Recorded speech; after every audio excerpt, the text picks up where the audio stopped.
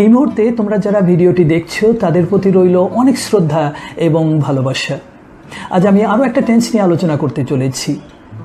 উপযুক্ত প্যাটার্ন না জেনে কয়েকটি বাংলা বাক্যের ইংরেজি অনুবাদ করে তোমরা যারা ভাবছো ইংরেজিতে কথা বলবে, আমার মনে হয় তোমরা অনেকটা ভুল করছো। ইংরেজিতে কথা বলার জন্য একটা উপযুক্ত পরিবেশের দরকার হয়। এই পরিবেশ যারা পেয়ে যায় তারা কিন্তু খুব সহজেই গ্রামার না জেনে ইংরেজিতে কথা বলতে পারে। যেভাবে শৈশবকাল থেকে গ্রামার না জেনে আমরা বাংলায় কথা বলতে শিখে নেই, কিন্তু আমরা যারা এই পরিবেশ থেকে বঞ্চিত তাদের কিন্তু বেসিক গ্রামারটা অবশ্যই শিখে নিতে হবে। আর এই বেসিক গ্রামারগুলোর মধ্যে প্রথমে যেটার কথা আমাকে অবশ্যই বলতে হবে সেটা হলো টেন্স। আর সবগুলো টেন্স না শিখলেও হয়, 12টা টেন্স রয়েছে তোমরা জানো, তার মধ্যে বেশ কয়েকটি টেন্স না শিখলেও চলে। কিন্তু গুরুত্বপূর্ণ যে টেন্সগুলো রয়েছে তাদের মধ্যে একটা হলো ফিউচার ইনডেফিনিট টেন্স। আর এই ফিউচার ইনডেফিনিট টেন্সই হলো আজ আমার আলোচনার বিষয়বস্তু। এই টেন্সের বর্ণনামূলক বাক্য গঠন করা শিখব হ্যাবাচক এবং নাবাচক বাক্য গঠন করা, প্যাসিভ বাক্য গঠন করা শিখব এবং শিখব দুই প্রকারের প্রশ্নবোধক বাক্য গঠন, ইয়েস নো কোয়েশ্চেন এবং ডাব্লিউএস কোয়েশ্চেন। প্রতিটি ক্ষেত্রে প্যাটার্ন দেখানো হবে এবং অসংখ্য উদাহরণের মাধ্যমে ব্যাপারটাকে বোঝানোর চেষ্টা করা হবে। এই প্যাটার্নগুলোকে যদি তোমরা দেখে নাও, মনে রাখার চেষ্টা করো, তাহলে ভবিষ্যতে এই প্যাটার্নকে ব্যবহার করে বাস্তব জীবনে অসংখ্য কথা তোমরা এমনিতেই বলতে পারবে। কনফিডেন্স অনেকটাই বেড়ে যাবে। যাই হোক, এই ফিউচার ইনডেফিনিট টেন্সকে শেখার জন্য প্রথমে আমাদের যে কাজটি করতে হবে সেটা হলো এই ফিউচার ইনডেফিনিট টেন্সকে চিহ্নিত করা। বুঝতে হবে যে কোন বাক্যগুলো ফিউচার ইনডেফিনিট টেন্স, সেটা যতক্ষণ না আমরা বুঝতে পারবো ততক্ষণ পর্যন্ত কিন্তু আমরা ভুল বাক্য উচ্চারণ করব। তাই ফিউচার ইনডেফিনিট টেন্সটিকে সঠিকভাবে বুঝে নেওয়ার জন্য 4 রকমের যে ফিউচার টেন্স রয়েছে তাদের তফাৎটা বুঝে নিতে হবে। প্রথমেই দেখে নেব ফিউচার কন্টিনিউয়াস টেন্স। কোনো ঘটনা বা কাজ ভবিষ্যতে যখন চলতে থাকবে তখন সেটাকে আমরা ফিউচার কন্টিনিউয়াস টেন্স বলি। এখানে কতদিন পর্যন্ত চলবে সেটা বলা থাকে না। এর সঙ্গে যদি জুড়ে দেওয়া হয় কতদিন পর্যন্ত চলবে সেই টাইমটা বা সেই ঘটনাটা যদি জুড়ে দেওয়া হয় তখন এটা হয়ে যায় ফিউচার পারফেক্ট কন্টিনিউয়াস টেন্স। যেমন একটা এক্সাম্পল দেখো, সরকার এখানে একটা সেতু নির্মাণ করতে থাকবে, সেতু নির্মাণটা চলতে থাকবে। এখানে কতদিন পর্যন্ত চলতে থাকবে সেটা এখানে বলা হলো না, তাই এটা ফিউচার কন্টিনিউয়াস, ভবিষ্যতে জাস্ট চলতে থাকবে। কিন্তু 4 বছর ধরে সরকার এখানে একটা সেতু নির্মাণ করতে থাকবে,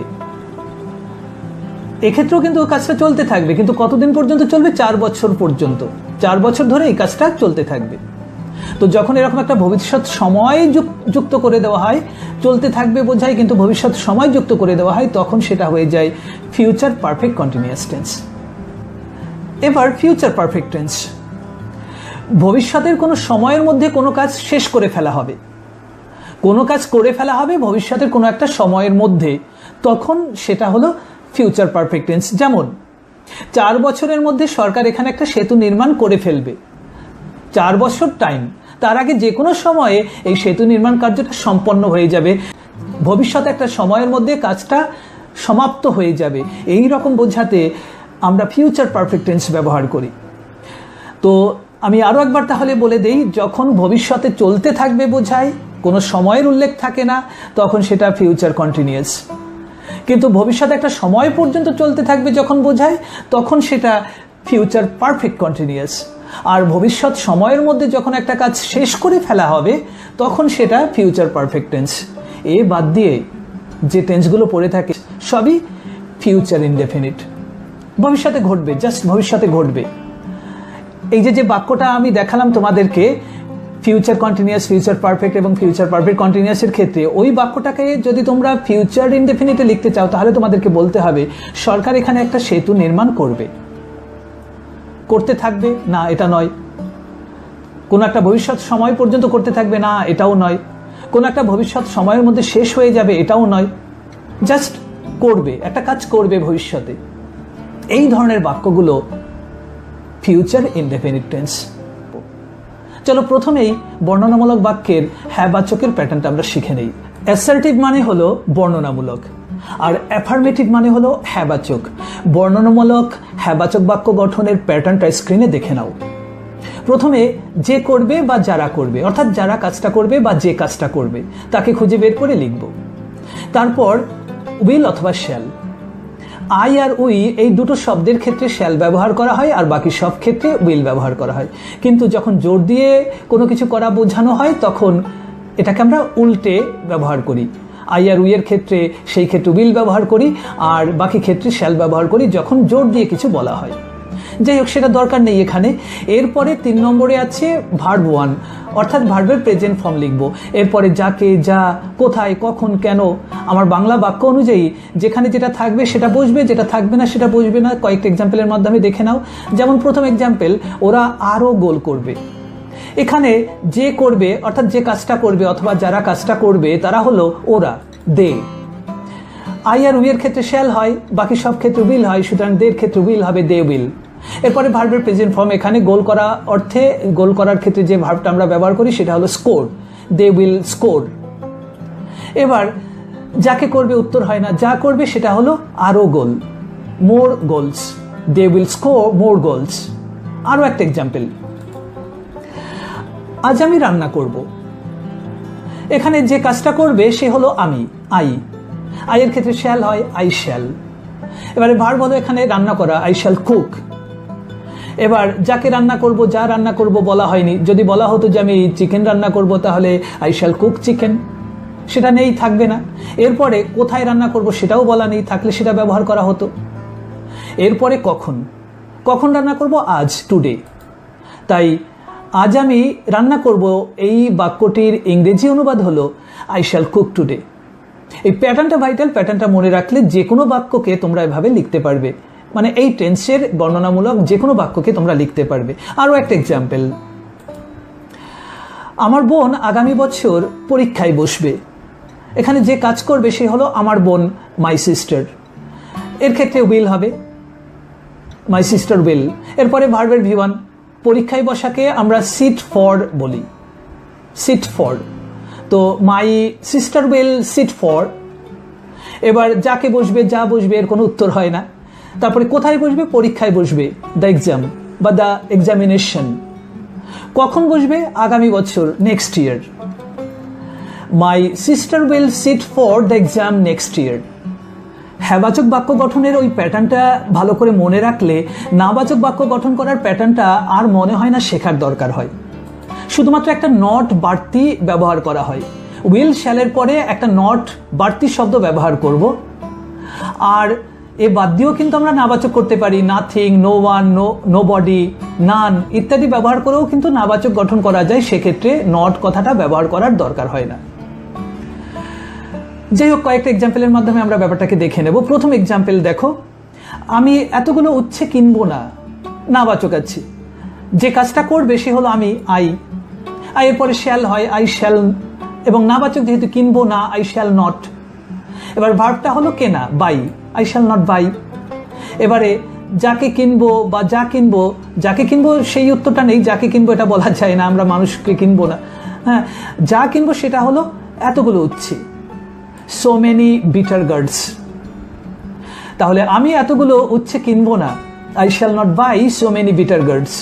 আরও একটা এক্সাম্পল, আর এক্সাম্পল না দিলেও চলতো, জাস্ট নট কথাটা ব্যবহার করব। আজ তারা খেলতে আসবে না। এখানে যে বা যারা কাজটা করবে তারা হলো তারা, দে। দের ক্ষেত্রে উইল হয়, যেহেতু নাবাচক, দে উইল নট।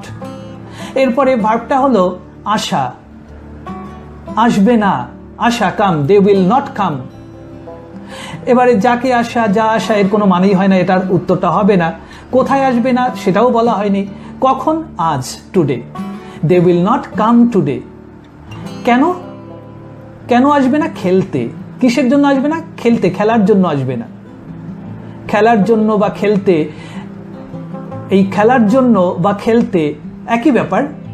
যখন ভার্বের সঙ্গে এরকম তে আসে, খেলা থেকে খেলতে, দেখা থেকে দেখতে, ঘুমানো থেকে ঘুমাতে, শোনা থেকে শুনতে, এরকম যখন ভার্বের সঙ্গে তে যুক্ত হয় তখন আমরা ভার্বের প্রেজেন্ট ফর্মের আগে একটা টু ব্যবহার করি। যেমন দেখা থেকে দেখতে, দেখা ইংলিশ হলো সি, দেখতে টু সি। যেতে, যাওয়ার সঙ্গে তে যুক্ত হলো, যাওয়া থেকে যেতে, টু গো। খাওয়া হলো ইট, তাহলে খেতে টু ইট, এই রকম ভাবে হয়। তাহলে ওরা খেলতে আসবে না, খেলা হলো প্লে, তাহলে খেলতে তে যুক্ত হলো to play. They will not come today to play. টুডেটা পরে লিখলেও হতো, টুডে একদম শুরুতে লিখলেও হতো, সময়টা একদম শুরুতেও লেখা যায়। এগুলো অতটা গুরুত্বপূর্ণ বিষয় নয়, প্র্যাকটিস করলে নিজেরাই বুঝতে পারবে কোথায় কোনটা বসবে। আরও একটা এক্সাম্পল দেখো, আমাদের শহর কখনো শান্ত হবে না। যে কাজটা করবে সে হলো কে? আমাদের শহর, আওয়ার সিটি। এর ক্ষেত্রে উইল হয়, যেহেতু নাবাচক আছে, উইল নট। এবারে কখনো শান্ত হবে না, নেভার। উইল নট বলবো না উইল নেভার বলবো? একটু মাথাটা খাটালেই বুঝতে পারবে যে এখানে উইল নট না বলে উইল নেভার বলাটাই ভালো। কখনো শান্ত হবে না, কখনো না, ইংলিশ হলো নেভার। এবার ভার্বটা হলো হওয়া, বি ভার্ব, তাই এখানে বি ব্যবহার করা হলো। Our city will never be, এবারে যা হবে সেটা হলো কি? শান্ত, quiet. Our city will never be quiet, আমাদের শহর কখনো শান্ত হবে না। আরও একটা এক্সাম্পল, তোমার কিছুই হবে না, নাথিং। নাথিং দিয়ে লিখতে পারি, যে করবে সে হলো নাথিং। এটা একটু ব্যতিক্রম, অন্যরকম। নাথিং এর ক্ষেত্রে উইল হবে, নাথিং উইল। এবারে নাথিং লিখলে আমি তোমাদেরকে একটু আগে বলেছিলাম, nothing, no one, nobody, none ইত্যাদি ব্যবহার করলে নট আর ব্যবহার করার দরকার হয় না, ওর মাধ্যমেই নাবাচকটা বোঝানো যায়। সুতরাং এই ক্ষেত্রে কিন্তু নট ব্যবহার করব না, সরাসরি ভার্বে চলে যাব। তোমার কিছুই হবে না, ঘটবে না, ঘটা, happen. Nothing will happen to you. Active এবং প্যাসিভের মধ্যে একটা বিশাল পার্থক্য রয়েছে। পার্থক্যটা সর্বপ্রথমে একটু বুঝে নেওয়া দরকার। যে কাজ করে তাকে যখন আমরা সাবজেক্ট হিসেবে ব্যবহার করি তখন আমরা অ্যাক্টিভে লিখতে বাধ্য হই, কিন্তু যে কাজটা করা হলো, যাকে বা যা করা হলো সেটাকে যদি প্রথমে ব্যবহার করি, সাবজেক্ট হিসেবে ব্যবহার করি, তাহলে প্যাসিভে লিখি। আর একটু ডিটেলসে বলি, এমন একজনকে আমরা সাবজেক্ট হিসেবে রাখলাম, সে কাজটা করে, ওই কাজটা সেই করে, সুতরাং অ্যাক্টিভে লিখব। কিন্তু এমন একজন বা এমন একটা জিনিসকে আমরা সাবজেক্ট হিসেবে লিখলাম যে আসলে কাজটা করেনি, তখন সেটাকে প্যাসিভে লিখব। এক্সাম্পল, আমি একটা চিঠি লিখব, এখানে যে কাজটা করবে সে হলো আমি। তাহলে আমি, আইটাকে যদি আমি সাবজেক্ট হিসেবে ব্যবহার করি, তাহলে একটু খেয়াল করে দেখো, এই আই শব্দটি, আই অর্থাৎ আমি কিন্তু কাজটা করছি, যে কাজ করছে তাকেই কিন্তু সাবজেক্ট বানালাম। এবার এটাকে অ্যাক্টিভে লিখতে হবে। এবার আমি একটা চিঠি লিখব, কি লিখব? যা লিখব সেটা হলো চিঠি।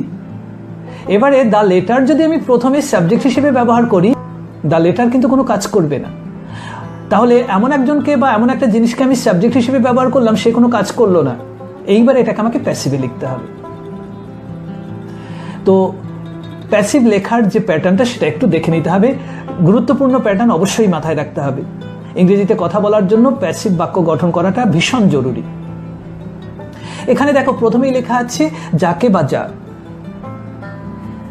এটা আমরা কিভাবে বের করব? ভার্বকে প্রশ্ন করব। ভার্বকে প্রশ্ন করব, যাকে বা যা দিয়ে যে উত্তরটা পাবো সেটা আমরা প্রথমে লিখব। একটা এক্সাম্পলের মাধ্যমে, ওই একই এক্সাম্পলের মাধ্যমে বোঝানোর চেষ্টা করি। আমি চিঠি লিখব, এখানে যা লিখব তা হলো চিঠি, যাকে লিখব এই উত্তরটা নেই, থাকলে সেটা হতো। সুতরাং এইভাবে যা অথবা যাকে দিয়ে প্রশ্ন করে যে উত্তরটা পাবো সেটাকে আমরা প্রথমে লিখব। তারপরে উইল অথবা শ্যাল, তারপরে বি, তারপরে পাস্ট পার্টিসিপল অর্থাৎ ভার্বের থার্ড ফর্ম, গো, ওয়েন্ট, গান, ডু, ডিড, ডান, এই গান, ডান এইগুলো থার্ড ফর্ম, ভার্বের পাস্ট পার্টিসিপল ফর্মটাকে ব্যবহার করব।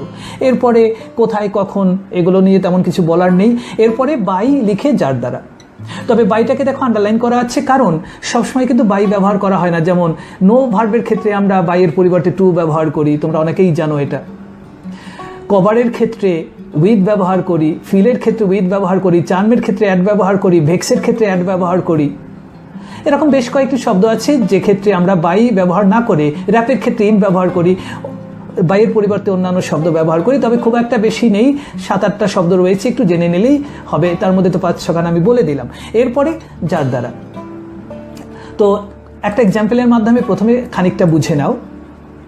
তৃতীয় ক্লাসে পাটিগণিত শেখানো হবে। এখানে যাকে শেখানো হবে নেই, প্রথমে তো আমরা এটা লিখবো যাকে শেখানো হবে, যাকে শেখানো হবে নেই, যদি থাকতো তাকে লিখতাম। এরপরে যেহেতু এটা নেই, পরবর্তী প্রশ্নে চলে যাব, যা শেখানো হবে। যা শেখানো হবে তার উত্তর হলো পাটিগণিত, অ্যারিথমেটিক। প্রথমে অ্যারিথমেটিক লিখব। এবার একবার একটু ভেবে দেখো, এই অ্যারিথমেটিক যে আমরা প্রথমে লিখলাম, সাবজেক্ট করলাম, অ্যারিথমেটিক কি কোনো কাজ করবে? না, কোনো কাজ করবে না। তাহলে এমন একজনকে আমরা সাবজেক্ট হিসেবে ব্যবহার করলাম, সে কোনো কাজ করবে না। এই তো সুযোগ, এইবারে আমাদেরকে প্যাসিভ লিখতে হবে। এবারে অ্যাক্টিভ লিখলেই ভুল হবে, অর্থ উল্টে যাবে। তো যাই হোক, অ্যারিথমেটিকের পরে উইল হবে, এরপরে বি লিখব, উইল বি। তারপরে পাস্ট পার্টিসিপেল, এখানে শেখানো ভার্ব, তার ভার্বের সেই ভার্বের থার্ড ফর্ম হলো টিচার, থার্ড ফর্ম হলো টট, উইল বি টট। কোথায় শেখানো হবে? উত্তর নেই। কখন শেখানো হবে?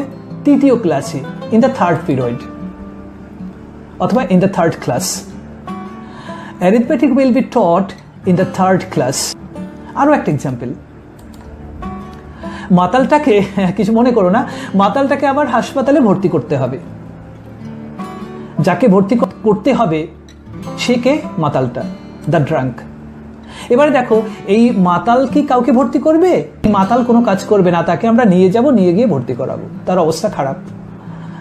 তো এখানে যাকে ভর্তি করানো হবে সে হলো দ্য ড্রাঙ্ক, মাতাল। এ কিন্তু কোনো কাজ করেনি, প্যাসিভে লিখতে হবে। তাই দ্য ড্রাঙ্ক উইল বি। এরপরে ভার্বের থার্ড ফর্ম, ভর্তি করা, admitted. The drunk will be admitted. কোথায়? টু দ্য হসপিটাল, হসপিটালে ভর্তি করা হবে। এবার আর কি কিছু আছে? দেখো, সেটা হলো কখন? আবার, আরো একবার, এগেন। তাহলে মাতালটাকে আবার হাসপাতালে ভর্তি করা হবে। The drunk will be admitted to the hospital again. কাদের দ্বারা? কাদের দ্বারা ভর্তি করা হবে সেটা লেখা নেই, সুতরাং বাই, যার দ্বারা, এটার লেখার দরকার নেই, ওই জায়গাটা বাদ থাকবে। আমি তোমাদেরকে আগেই বলেছি যেটা থাকবে না সেটা আমরা লিখবো না। আরও একটা এক্সাম্পল, আপনার দাক্ষিণ্য চিরকাল মনে রাখবো। যাকে মনে রাখবো? নেই। যা মনে রাখবো সেটা হলো আপনার দাক্ষিণ্য, ইয়োর জেনারসিটি। আপনার দাক্ষিণ্য, ইয়োর জেনারসিটি। এরপরে উইল, তারপরে বি, উইল বি। এবার ভার্বের থার্ড ফর্ম, ভার্ব হলো মনে রাখা, রিমেম্বার, তার থার্ড ফর্ম হলো remembered. Your generosity will be remembered. কোথায় মনে রাখা হবে? নেই। কখন মনে রাখা হবে? চিরকাল, for ever. Your generosity will be remembered for ever. Passive বাক্য গঠন করার যে প্যাটার্নটা তোমরা দেখলে এতক্ষণ ধরে, প্যাটার্নটা মনে রাখার চেষ্টা করবে আর বোঝার চেষ্টা করবে কোন ধরনের বাক্যগুলোকে আমাদেরকে প্যাসিভে লিখতে হবে। যাই হোক, এবার ইয়েস নো কোশ্চেন গঠন করা শিখব। ইয়েস নো কোশ্চেন কাকে বলে? যে প্রশ্নগুলোর উত্তরে আমরা হ্যাঁ অথবা না বলতে বাধ্য হই। হ্যাঁ অথবা না না বলে যে প্রশ্নের উত্তরগুলো দেওয়া যায় না, সেই প্রশ্নগুলোকে বলা হয় ইয়েস নো কোশ্চেন। যেমন, তুমি কি আগামীকাল আসবে? হ্যাঁ আসবো, না আসবো না। হ্যাঁ অথবা না বলতে হয় এখানে। এই ধরনের কোশ্চেনগুলোকে বলা হয় ইয়েস নো কোশ্চেন। আবার কিছু কোশ্চেন আছে যেগুলোর উত্তরে আমরা হ্যাঁ অথবা না বলতে পারি না। যেমন, তুমি আগামীকাল কেন আসবে না? এখানে কিন্তু কারণটা বলতে হবে। হ্যাঁ আসবো না, না আসবো না, এরকম কিছু বলা যায় না। তো যখন কোনো প্রশ্নের উত্তরে হ্যাঁ অথবা না বলা যায় না, সেই প্রশ্নগুলো হলো ডাবলইস কোশ্চেন। এটা পরবর্তী ক্ষেত্রে আমরা আলোচনা করব। এখন ইয়েস নো কোশ্চেন, যে প্রশ্নগুলোর উত্তরে আমরা হ্যাঁ অথবা না বলতে বাধ্য হই, সেই প্রশ্নগুলোকে ইয়েস নো কোশ্চেন বলা হয়। এই কোশ্চেনের প্যাটার্নটা দেখো। প্যাটার্নটাতে মাত্র দুটো চেঞ্জ হয়েছে, একটু খেয়াল করে দেখো। অনেকটাই বর্ণনামূলক বাক্যের প্যাটার্ন। বর্ণনামূলক বাক্যের প্যাটার্নে যা ছিল সেই জায়গাতে মাত্র দুটো চেঞ্জ করেছি। একটা চেঞ্জ হলো শেষে প্রশ্নবোধক চিহ্ন, আর দ্বিতীয় চেঞ্জ হলো প্রথমের দুটো ঘর দেখো।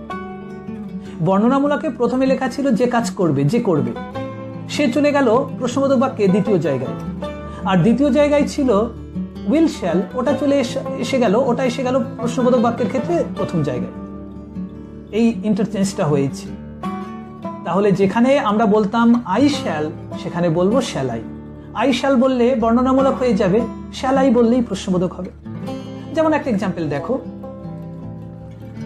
তুমি কি আমাদের সংক্ষিপ্ত সাক্ষাৎকার ভুলে যাবে? হ্যাঁ না বলতে হচ্ছে, এটা ইয়েস নো কোশ্চেন। এখানে যে কাজটা করবে, যে করবে সে হলো তুমি, ইউ। ইউর ক্ষেত্রে কি হয়? উইল, শ্যালের উইল, তাহলে উইল ইউ।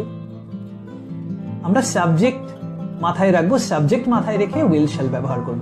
এখানে যে কাজ করবে সে হলো ইউ, তুমি। ইউর ক্ষেত্রে উইল হয়, তাই উইল ইউ। আরো এক্সাম্পল দেবো, বুঝতে পারবে। এরপরে ভার্বের বি ওয়ান, ভার্ব হলো এখানে ভুলে যাওয়া, ফরগেট। Will you forget? তুমি কি ভুলে যাবে?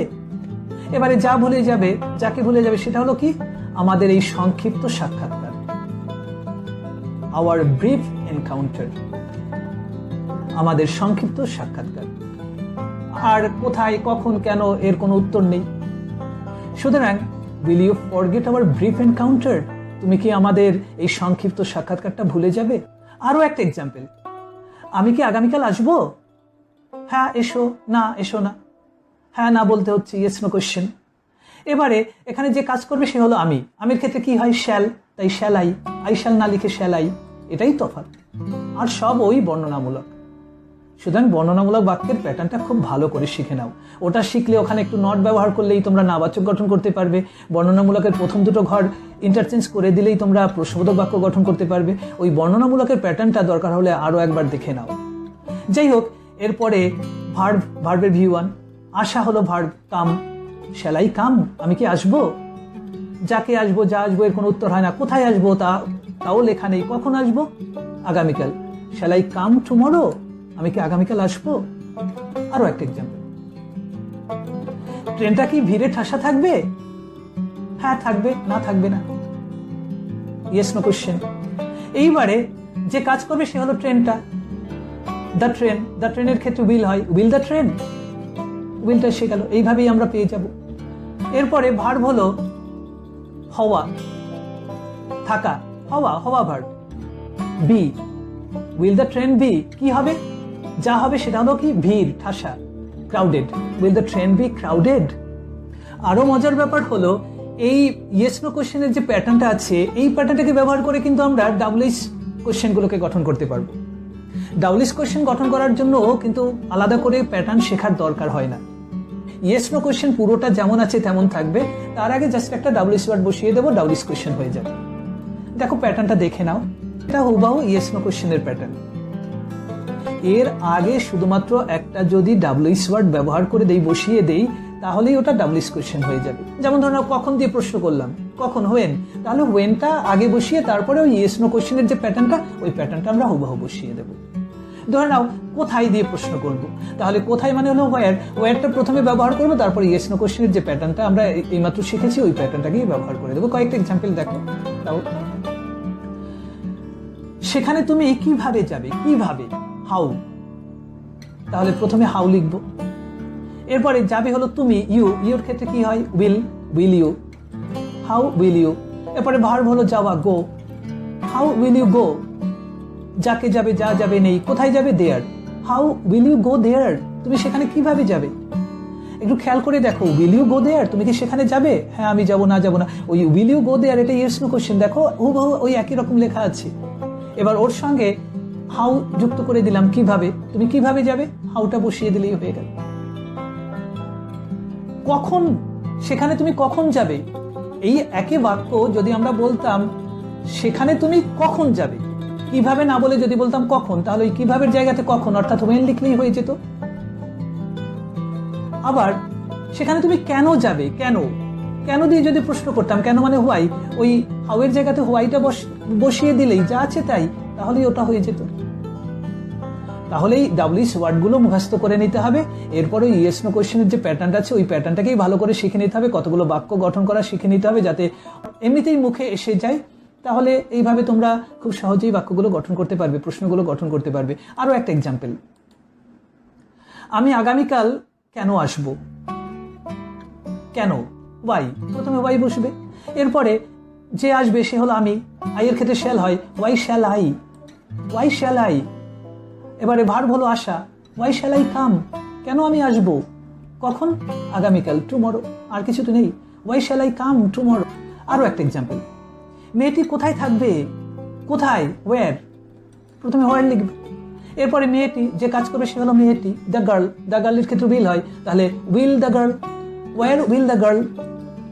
এবারে থাকা, ভার্ব হলো থাকা, stay, where will the girl stay? মেয়েটি কোথায় থাকবে, মেয়েটি কেন থাকবে? Why will the girl stay? কখন মেয়েটি থাকবে? When will the girl stay? একের পর এক বাক্য গঠন করা চালিয়ে যাও, প্র্যাকটিস করতে হবে। যাই হোক, তোমাদের ভালোবাসা এবং সাপোর্ট পেয়ে আমার এই চ্যানেলটি ধীরে ধীরে বেড়ে উঠছে। এর জন্য সত্যি আমি আন্তরিকভাবে তোমাদের কাছে কৃতজ্ঞ। আর যারা শেষ পর্যন্ত ভিডিওটি দেখলে তাদেরকে আমি অসংখ্য ধন্যবাদ জানাচ্ছি। সুস্থ থেকো, ভালো থেকো।